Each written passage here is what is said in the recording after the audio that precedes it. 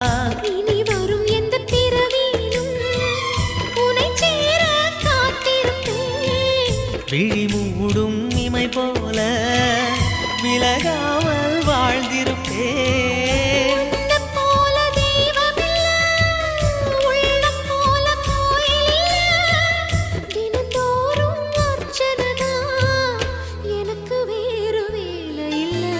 நன்றி சொல்ல உனக்கு வார்த்தை இல்லை எனக்கு, நான் தான் மயங்குறேன்.